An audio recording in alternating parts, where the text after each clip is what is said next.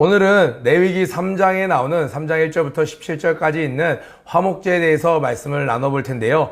우리가 이 레위기 시작하면서 번제와 소제에 대해서 배웠습니다. 그리고 이제 오늘 세 번째 등장하는 화제로서 드려지는 이 감사제, 화목제를 배울 텐데요. 앞에 나오는 번제와 소제랑은 조금 다른 성격을 가지고 있습니다.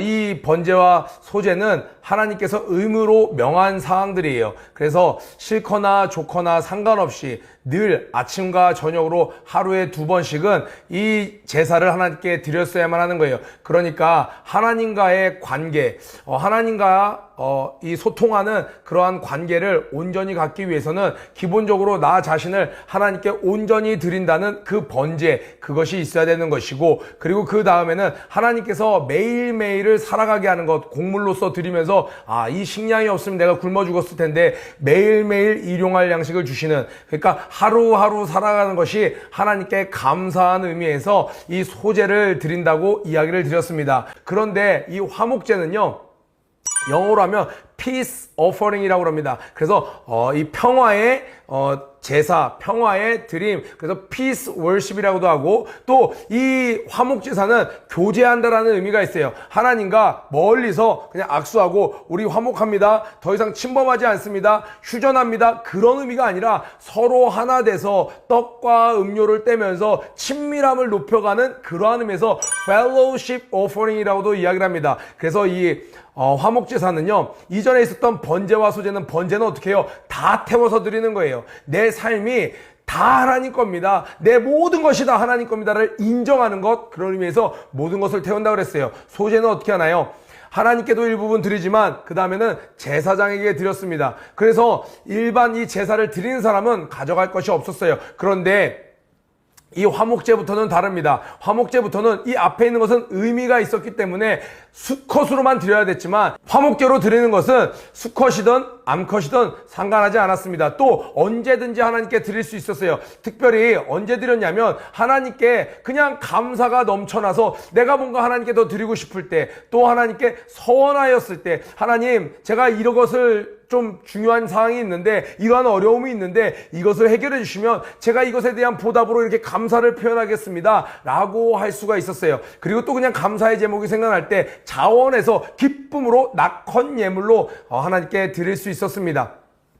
이 펠로우십이라고 해서 하나님과의 교제뿐만이 아니라 사람과도 함께 교제하는 그러한 제사였어요. 그래서 앞에 있는 번제와 소제는 다 하나님과 제사장에게 속했다면, 이 화목제부터는 어떻게 해요? 내가 먹을 수 있는 것이 생기는 거예요. 그것도 어느 한 피스만 가져오는 것이 아니라 일정 부분만 하나님과 제사장에게 드리고 나머지는 가져와서 누구랑요? 내 주변에 있는 친구, 가족만이 아니라 종들도, 이웃에 있는 사람들도, 할 수 있으면 많은 사람들 하나님 안에서 함께 나누는, 교제하는 그러한 시간이 되겠습니다. 그래서 이 피스 월십은요, 그냥 아무 문제 생기지 않는 상태가 아니라 다윗이 고백했던 것처럼 어떤 마음이에요? 내게 부족함이 없으리로다 하는 고백이 절로 나올 수 있는 것. 어떤 거 드릴 때요? 하나님께 이 감사제를 드릴 때, 화목제를 드릴 때 그렇습니다. 사람은 근본적으로 죄를 짓고 나서 하나님과 원수된 상태가 되는 거예요. 하나님을 따르기를 싫어한다라고 로마서에 뭐라고 이야기합니까? 마음에 하나님 두기를 싫어하며, 하나님은 죄를 미워하시기 때문에 죄를 계속 품고 있는 인간과는 하나 될 수 없는 그러한 원수된 상태에서 이 번제와 소제의 의미, 예수 그리스도로 말미암아 하나 되고 나니까 모든 것이 인생에서 영혼, 육, 범사가 잘 풀려가는 거예요. 그래서 모든 삶에, 자녀를 봐도, 학교를 가도, 모든 자연을 봐도 모든 것에 감사가 넘쳐나는 거예요. 그래서 기쁨이 넘치는 그러한 상태의 제사가 바로 이 화목 제사가 되겠습니다. 그래서 오늘날 우리가 하나님께 드리는 많은 헌물도 자원함으로 드리라고 이야기하잖아요. 이것도 바로 화목제의 일부분이라고 이야기할 수 있죠. 자, 우리 한번 중요한 단어 한번 체크해 보겠습니다. 1절에 여호와 앞에 드릴지니, 그리고 7절에 이제 1절부터 6절까지가 한 세트고, 7절부터 11절까지가 또 한 세트고, 12절부터 17절까지가 이렇게 한 세트입니다.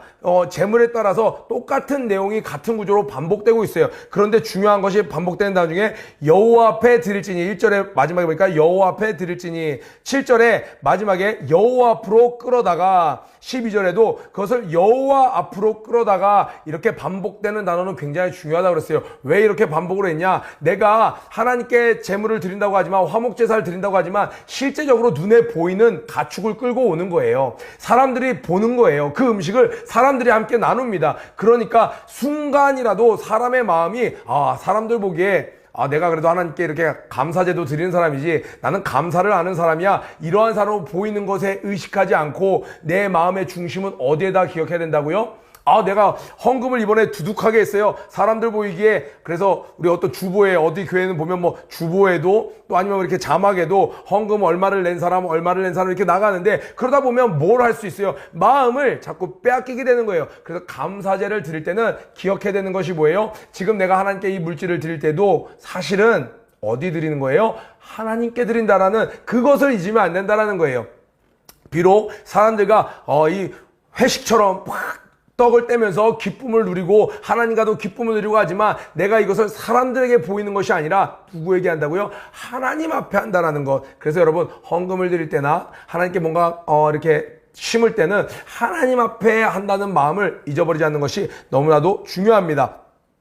자, 그리고 이렇게 제사를 드릴 때 보면 이러한 표현이 나와요. 이 내장들, 이 모든 것들을 다 하나님께 드리라고 되었어요. 실제적으로 먹을 수 있는 것들, 살코기 이런 것들은 사람들에게 다 주고, 몸에 좋지 않은 것들, 이런 것들은 다 하나님이 가져가신다고, 다 불로 태워 하나님께 드리라고 이야기하시면서 정말 좋으신 하나님이라고 이야기해 주셨어요. 예, 정말 좋으신 하나님이에요. 그리고 또 하나님은 무엇을 하시냐? 이 내장 같은 것들은 이 사람의 깊숙한, 이 동물의 깊숙한 곳에 있는 것이에요. 그래서 하나님께서는 내가 정말 너에게 원하는 것은 겉에 있는 것들은 살코기가 아니라 네 중심을 원해.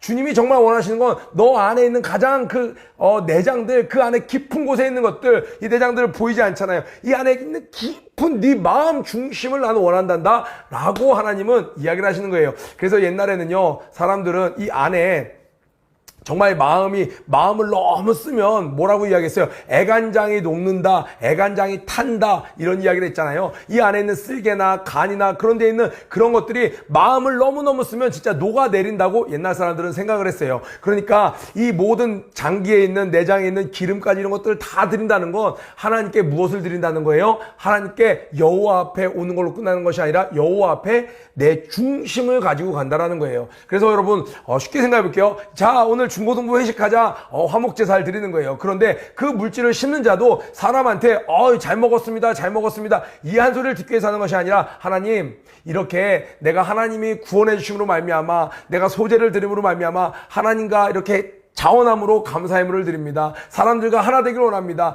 이 주 안에서 화평하기를 원합니다. 하나님께 드린다는 마음으로 심는 것이 너무너무 중요하다라는 거예요. 아멘. 그래서 시편 103편 1절을 보면요, 이런 표현이 있습니다. 내 영혼아 여호와를 송축하라.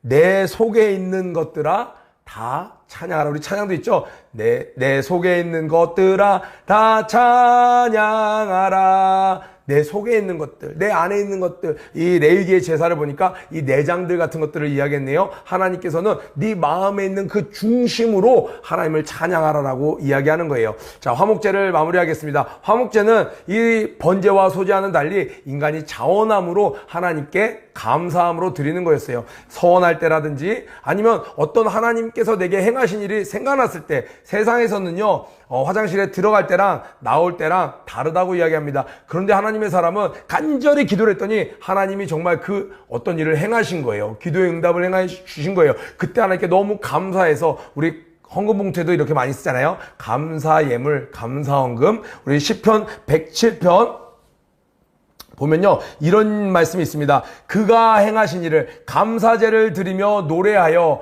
그가 행하신 일을 선포할지니라. 감사하며 감사제를 드리며 노래하며 어떤 거를요? 그가 행하신 일을 선포하라. 하나님께서 어떤 시험을 쳤는데 시험을 합격하게 해주셨어요.